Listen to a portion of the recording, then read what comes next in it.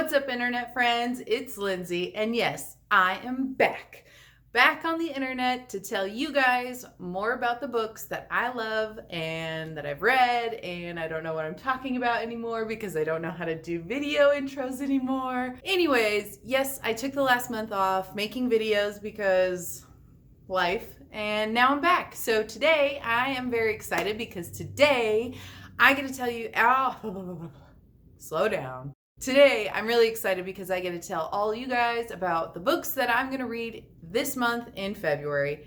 And yes, the very first video back on YouTube is late. Don't judge me. So let's dive into my TBR for this month. But first, check out this cool shirt I got for Christmas. I don't know if you can see that. Read, "It's our only hope, Princess Leia." Thanks, Mom. Love you. Back to the TBR for February. I'm so very excited. I have 6 books to tell you about. Last month, January, was not a very good reading month for me. I kind of took the month off. Holidays were crazy. Excuses. So since last month was not a very good reading month and I'm a little bit in a slump, I'm making my TBR much shorter for this month. So this month, I'm going to tell you about 6 books that are on my TBR. Let's go. The very first book on my TBR for the month of February is Bands of Mourning by Brandon Sanderson. This is book number 6 in the Mistborn trilogy. Obviously, I can't tell you much about this book because it's the last book in the... Did I say trilogy? Series. Sorry. This is the 6th book in the Mistborn series. We're following Wax and Wayne and a few other characters. There's some characters from the first trilogies that kind of bleed into this one, and it's really fun to see how Brandon Sanderson connected the first trilogy with the second trilogy. And I can't say anything because it's just going to be spoilers, but it's really epic. Our characters are using allomancy, which is the consumption of metals, and they burn them in order to get special abilities and powers. So we're still in that Cosmere with Brandon Sanderson's characters. We're just following a new set of characters. What I want to say about this. Basically, Brandon Sanderson does an amazing job with keeping you engaged throughout the entire story. I couldn't put these down. His characters are really engaging and relatable. They are mostly morally gray characters, which I really find endearing and more interesting than not. And so I've fallen in love with Brandon Sanderson, and if you haven't picked up any of his books and you like epic fantasy novels, definitely give it a try.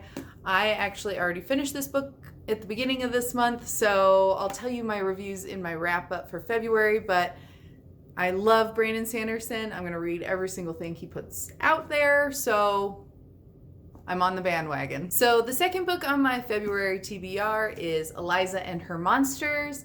This I actually already started and I'm about halfway through because yes, I'm late filming my video like I already explained.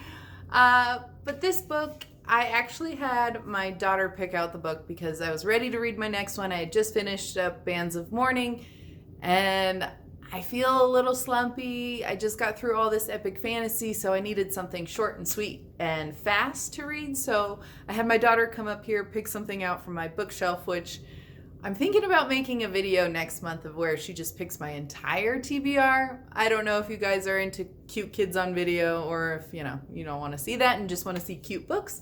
So anyways, Eliza and Her Monsters, I'm about halfway through. I'm really enjoying it. It's a very quick read because, every other page has this illustration from the main character's comic book that she's making.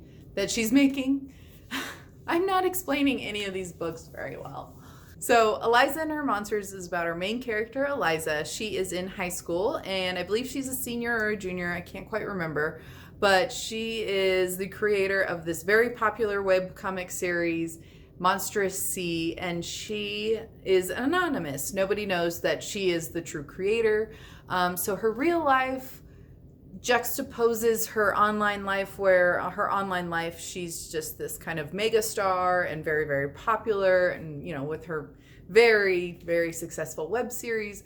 But then in real life she's invisible in high school, as she calls it, and people aren't friendly to her.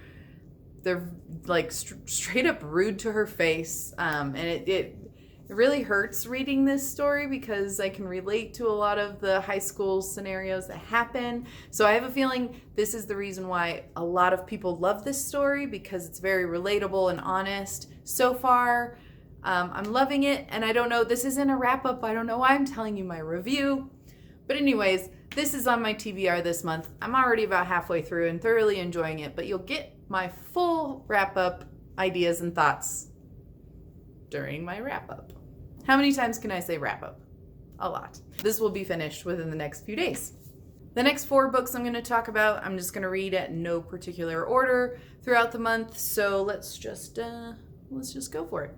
The next book I'm picking up, I specifically picked because 1, it's been on my TBR for way too long, and 2, it looks like a super short book that I can finish in February because, let's face it, February is going to be gone and out the door before we even know it. So I Hate Everyone But You by Gaby, Dunn, and Allison Raskin. Raskin, yes. This story follows 2 characters, and I'm not sure how much this story actually draws from their real life experiences, the 2 authors, following the 2 friends. I believe they graduate high school and they go into their first year of college, but they're not at the same college. So it's following their conversations and communications throughout the first year of college, and, you know, being apart from each other. I'm sure there's drama and interesting things, you know, missing each other, coping with the first year of college without your best friend. It has to be hard. So at least I'm pretty sure that's the premise of this story. Anyways, it looks very short. It's all written, I think it's all written in emails and text form. So the formatting of this book should let me fly through it. So I Hate Everyone But You. The next book on my TBR is another one that has just been on my TBR for way too long. It's a very old, very popular series, and the book is Siege and Storm by Leigh Bardugo. This book is the 3rd book in the Grisha trilogy. I read the first 2 books a long time ago, so I honestly don't quite remember what happened specifically in the story. I do know that we follow our main character, Elena, while she's battling the Darkling in the first book, and I'm pretty sure she's just continuing that thread throughout the series. Again, I read this so long ago, I have to read some spoiler reviews or something to follow up on exactly what happened in the first and second books. But then I'll just jump in and finally finish this trilogy. It's been on my TBR for way too long, and I'm sure it's many of your guys' favorites. So if you really like this, tell me, give me some encouragement to read this, because for some reason I've just been pushing it off and off and off, and I need someone to hold me accountable and say, get your shit together and get this read. It's a good series. And then it leads into the 6 of Crows? No, yes, the 6 of Crows duology. And I have those. I bought those so long ago, but I refuse to read those until I finish the Grisha trilogy. So it's going to happen this month, and then finally I can jump on the bandwagon. There's lots of bandwagon talk in this video, and I apologize. I need to read this so I know how it ends, and I know I can continue on with the 6 of Crows series, which apparently is even better than the Grishaverse or Grisha trilogy. So words. Need to read the book.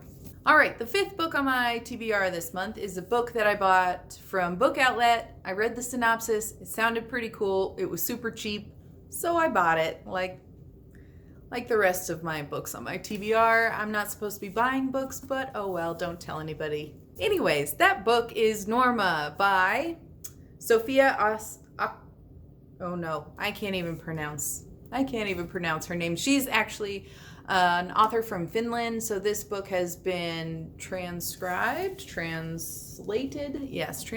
that's the word. So this book has been translated from Finnish to English. It's about our main character, who is a young girl, and she either sees her mom murdered in front of her or commits suicide in front of her. One of those. I think it's murder. Anyways, our main character, who's a young girl, she grows up and her hair has magical powers, which is pretty cool in my opinion. And I've never heard of a book where your hair has magical powers. I've heard of hair like changing color and stuff like that, but not necessarily the powers that she has, so her hair can basically warn her if there's danger around by the way it changes its texture. So it gets really curly or it gets really straight. I'm not quite sure how it works. That's why I have to read the book. I haven't seen anyone really talk about this book, so I'll be interested to read it and let you guys know if it's worth the pickup. The last book on my TBR for the month of February is actually a very huge book. This book, and of course I have the mass market paper book back cover, and it's over 1,200 pages, and that is The Way of Kings by Brandon Sanderson. This is the first book in the Stormlight Archive series, and like I said before, I'm falling in love with Brandon Sanderson's epic fantasy stories.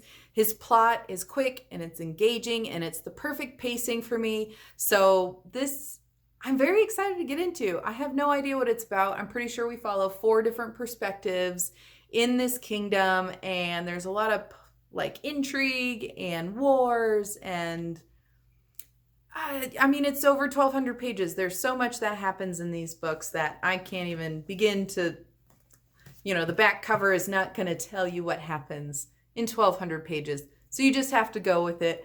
And I know Brandon Sanderson is an amazing author, so I'm going with it. I also have this on audiobook. I really recommend the audiobooks for his books. The narrator, the gentleman, I can't remember his name, but he's actually very, very good. So I have the audiobook of this one, and so I'll listen to that on my commutes to and from work, and hopefully I'll be able to knock out this chunker in the last 20-something days that we have left in this month. So we'll see. And there you have it. That's my February TBR for you. It feels good to be back on my YouTube channel. I'm so happy you guys watched this video. Thank you so much for watching. Watch out for my, watch out. How many times can I say watch? Watch out for my next video. It should be a December and January wrap up since I'm super behind on life on those 2 things. Should be seeing those soon. And yeah, again, thanks for watching. I hope you guys have a great day. Bye.